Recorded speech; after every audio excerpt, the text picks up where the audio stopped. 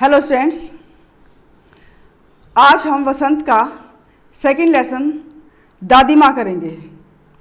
इसके लेखक शिव प्रसाद सिंह हैं। आज हम इसके क्वेश्चन आंसर करेंगे, लेकिन क्वेश्चन आंसर करने से पहले मैं आपको इस लेसन का सार समझा देती हूँ। सार समरी, इसको सुनने से आपको काफ़ी कुछ समझ में आ जाएगा और लेसन की क्या कहानी है वो भी पता चल जाएगी। और क्वेश्चन आंसर करने के बाद आप क्वेश्चन खुद भी अच्छे ढंग से लिख सकते हो और बना भी सकते हो। तो चलते हैं दादी माँ का सार करने। लेखक को जब तब अपने गांव घर की याद आती रहती है कि ज़्यादातर उसको गांव की अपने घर की याद आती है। विशेषकर दादी माँ से उनका गहरा लगाव है।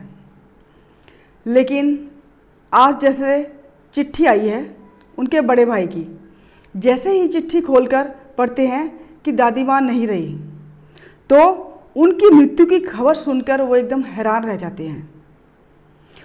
उनकी आंखों के सामने बचपन से लेकर अब तक दादी माँ के साथ बिताया हुआ हर लम्बा, हर क्षण, हर पल याद आता है। अब जो याद करते हैं तो ये जैसे याद कर रहा है पुरानी बातें, जैसे बैक फ्लैश हम बोलते हैं वो है। लेखक क्वार के वे दिन याद करते हैं।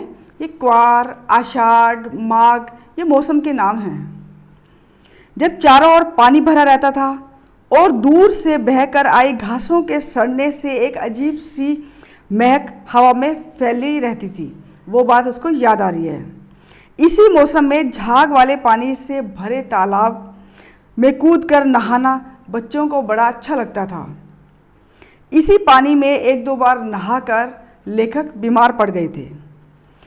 दादी माँ दिन रात उनकी चारपाई के पास बैठी रहती और हाथ पैर छूकर बार बार ज्वर मीन्स बुखार ये चेक करती थी। पंखा झलती, लेप करती और बीमारी दूर करने के लिए विशेष प्रकार के भोजन बनवाती। उन्हें गांव की 50 किस्म की दवाइयों के नाम याद थे। गांव में कोई भी बीमार पड़ता वह उसके पास पहुंच जाती और अपनी यही दवाई शुरू कर देती। एक बात जैसे ये याद आ रही है, और क्या याद आया, लेखक के बड़े भाई की शादी तय हुई तो दादी माँ का उत्साह देखते ही बनता था। जो वह कोई काम नहीं करती थी, लेकिन किसी काम में उनकी अनुपस्थिति यानी कि वो ना हो, विलम्ब का कारण जरूर बन जाती थी। उन्हीं दिनों लेखक ने दादी माँ को सूद के पैसे के लिए रामी की चाची पर कठोरतापूर्वक बिगड़ते भी देखा था कि रामी की चाची ने पैसे लिए, ब्याज समेत उसको वापस करने थे, लेकिन टाइम पर उसने नहीं दिए तो काफ़ी दादी माँ ने उसको खोरीखटी सुनाई। वह आंखों में आंसू लिए दादी माँ से मिन्नतें कर रही थी कि उसकी बेटी की शादी थी, पर दादी अपने पैसे छोड़ने को तैयार ना थी। लेखक से यह देखा नहीं गया, वह वहाँ से खिसक गया। लेकिन कुछ दिनों के बाद रामी की चाची से लेखक ने जाना, उसने पूछा तो रामी की चाची ने बताया कि दादी माँ ने सारा कर्ज माफ़ कर दिया है और 10 रुपये देकर बेटी की शादी में मदद भी की है। स्टूडेंट्स, उस समय 10 रुपये भी काफ़ी होते थे। यह घटनाएं दादी की प्रशासनिक कठोर प्रवृत्ति के साथ साथ कोमल स्वभाव को भी उजागर करती है कि कठोर स्वभाव की भी है, लेकिन उनका दिल कोमल भी है। विशेषकर लेखक उनके लाडले थे। उन्हें लगता था कि किसी प्रकार का अपराध हो जाने पर दादी माँ के छाया में खड़े होने से उन्हें राहत मिलेगी और अभय दान मिल जाएगा। लेकिन दादाजी की मृत्यु के बाद से दादी उदास रहने लगी थी। धोखेबाज शुभचिंतकों की वजह से परेशानी बढ़ गई थी। दोस्त थे वो भी उनका साथ नहीं देते थे कि सब लोग छोड़ के चले जाते हैं। जब दोस्तों को मालूम होता है इनके पास पैसे हैं तब तो दोस्त बन जाते हैं, लेकिन जब मालूम पड़ता है कि पैसे इनके पास ख़त्म हो गए तो दोस्ती भी ख़त्म हो जाती है। सब जितने भी शुभचिंतक होते हैं वो सब धोखेबाज निकलते हैं। लेखक के पिता ने दादाजी के श्राद्ध में काफ़ी रुपए खर्च किए थे, जबकि दादी ने मना किया था कि इतने पैसे मत खर्च करो। जैसे आम तौर पर गांव में देखा जाता है कि किसी की अगर डेथ हो जाती है बुजुर्ग की, तो बाद में सब पूरे गांव वालों को खाना खिलाते हैं। तो इससे क्या, जिनके पास पैसे होते हैं वो तो खिला लो, लेकिन जिनके पास पैसे नहीं होते वो कर्ज लेके दूसरों से पैसा उधार लेकर फिर सबको खाना खिलाते हैं। ये एक बहुत बुरी आदत है और बुरा रीति रिवाज है। तो एक शाम माघ की, ये भी नाम है महीने का, माघ की कड़ाके की ठंड में नहाकर गीली धोती पहने दादी संदूक पर दिया जलाए और हाथ जोड़े बैठी थी। ये बातें उसको याद आ रही हैं। उनकी आंखों में आंसू देख लेखक से रहा नहीं गया। उन्होंने दादी से रोने का कारण पूछा। दादी मुस्कुराते हुए प्यार से उन्हें खींचकर रसोई में खाना खिलाने के लिए ले गई। अगले दिन लेखक ने देखा कि दादी माँ ने दादा की दी हुई निशानी सोने के कंगन संदूक से निकालकर पिताजी को दिए। ये दादाजी ने बड़े प्यार से दादी के लिए बनवाए थे, लेकिन दादी ने पहने नहीं थे। और जब कर्ज के नीचे ये डूब गए थे तो दादी माँ ने वो संदूक से सोने के कंगन निकाले और लेखक के पिताजी को दिए ताकि कर्ज है वो चुका सकें। लेखक और दादी माँ किसी शापभ्रष्ट देवी सी लगी। लेखक अतीत से अब वर्तमान की ओर लौट आए थे। वर्तमान की ओर लौट आने का मतलब ये पूरा बैक फ्लैश था, उनकी बातें याद कर रहे थे। अब उनका ध्यान एकदम वापस आ गए, चिट्ठी की तरफ था, पत्र की तरफ था। बड़े भाई का पत्र जो उन्होंने लिखा था अब तक उनके हाथों में कांप रहा था और यकीन ही नहीं कर पा रहे थे कि दादी जी नहीं रहे, उनकी मृत्यु हो गई है। तो अब हम इसके क्वेश्चन आंसर करते हैं। पाठ्य पुस्तक के आधार पर फर्स्ट क्वेश्चन है, लेखक को अपनी दादी माँ की याद के साथ साथ बचपन की किन किन बातों की याद आ जाती है।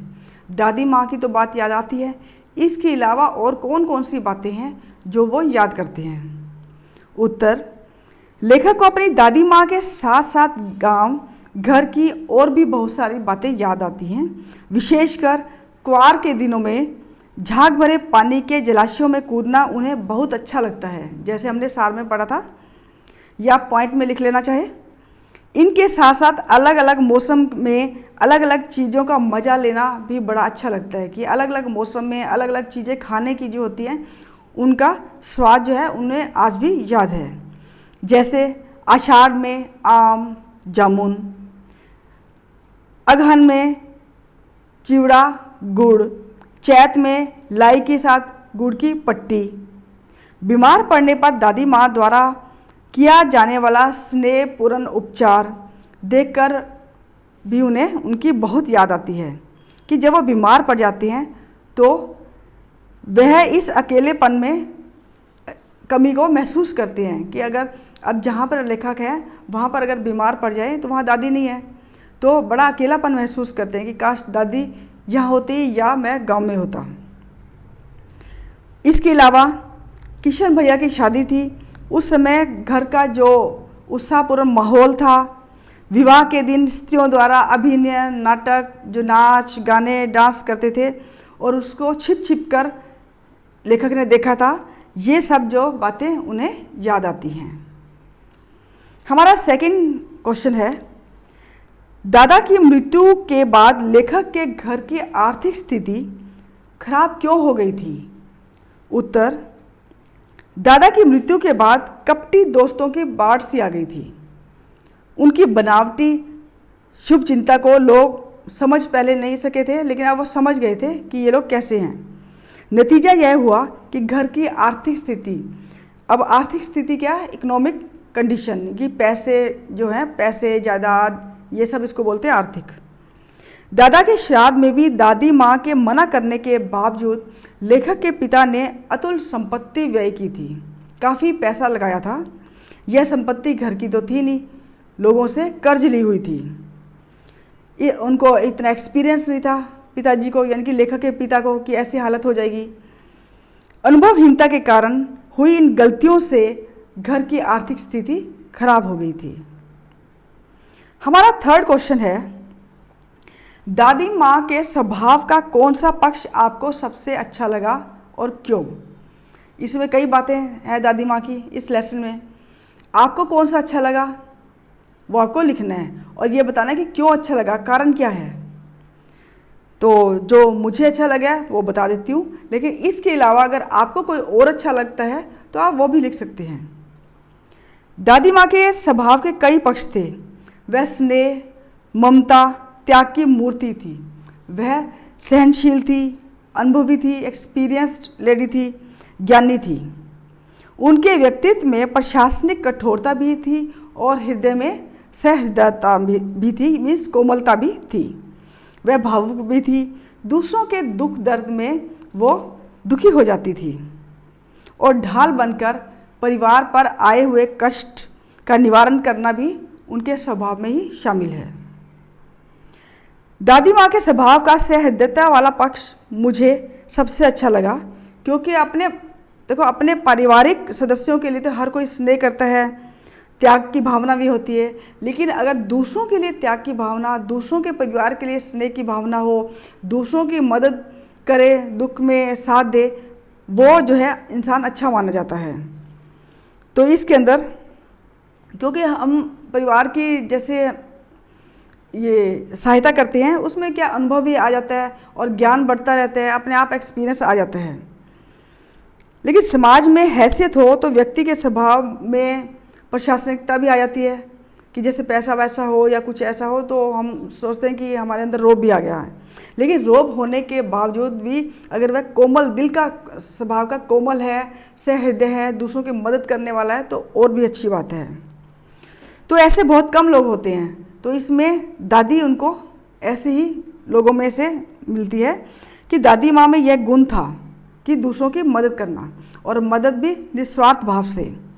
जैसे उन्होंने निस्वार्थ भाव से बिना किसी को बताए रामी की चाची की मदद की थी, जबकि लेखक ने एक बार देखा था उसको डांटते हुए, बाद में किसी को बताया नहीं, चुपचाप उसकी मदद की थी, कर्ज भी माफ़ कर दिया था, बेटी की शादी में थोड़ा पैसा भी दे दिया था, लेकिन किसी को बताया नहीं। ये तो लेखक को रामी की चाची ने ही बताया था। उनके स्वभाव का यह पक्ष मुझे बहुत अच्छा लगा। अगर आपको भी कोई और पक्ष अच्छा लगे तो आप लिख सकते हो। तो फ्रेंड्स, ये लेसन का सार और क्वेश्चन आंसर थे। मुझे आशा है आपको समझ में आ गए होंगे।